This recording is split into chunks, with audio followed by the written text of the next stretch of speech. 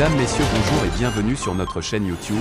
Ici nous vous donnons la clé, alors si vous êtes nouveau, abonnez-vous et cliquez sur la cloche de notification pour ne plus rien manquer. Cela fait, on peut commencer.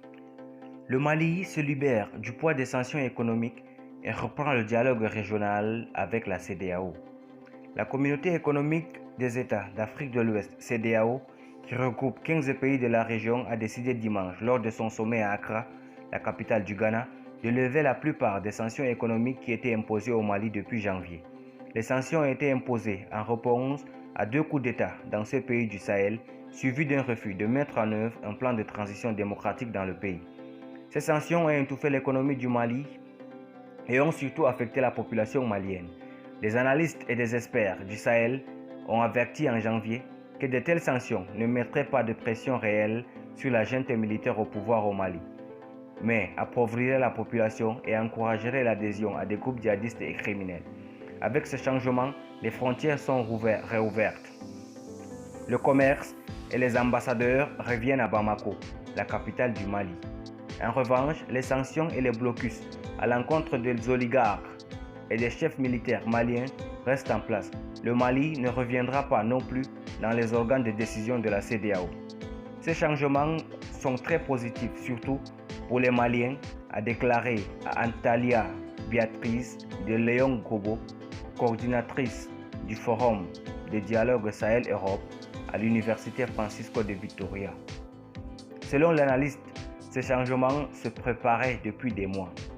Le travail de médiation de l'ancien président du Nigeria, Goodluck Jonathan, a désormais porté ses fruits et le Mali abandonne sa position hostile à l'égard de ses voisins et s'ouvre au dialogue et à certains changements dans son régime interne. Entre autres décisions, ils ont accepté une feuille de route de 18 mois pour une transition politique d'ici février 2024.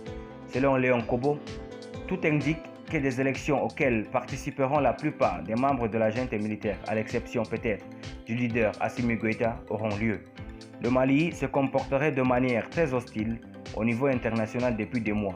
Si la CEDEAO a demandé une transition en 20 mois, ils ont dit que 22 était mieux, ajoute Léon Kobo. Le traitement hostile de ses voisins ainsi que des collaborateurs européens a créé une situation d'isolement international au Mali qui a laissé le pays en proie à la politique étrangère russe, plus précisément à la société de défense Wagner. Parmi les 3 pays de la région qui ont connu des coups d'État ces dernières années, le Mali s'est caractérisé par un manque de stabilité, de crédibilité et de sécurité juridique qui a rendu ses relations avec les organisations internationales beaucoup plus difficiles. Cet isolement prend fin avec les dernières décisions de la junte militaire qui ont été suffisantes pour obtenir le feu vert de la CEDEAO. En plus de s'engager à respecter le calendrier électoral de 2024, la junte militaire malienne a rendu public qu'il sera chargé de réviser la constitution du pays et à remodeler sa loi électorale pour autoriser les militaires sur les listes électorales à condition qu'ils quittent leur poste 4 mois avant.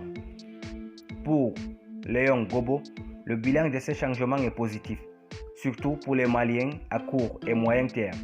Ils ne seront plus étranglés par cette crise économique, mais à long terme, il semble que la junte militaire va rester longtemps et que nous allons devoir vivre avec elle, explique l'analyste, qui estime que la priorité est le peuple et le bien-être du pays avant qui préside le gouvernement à Bamako.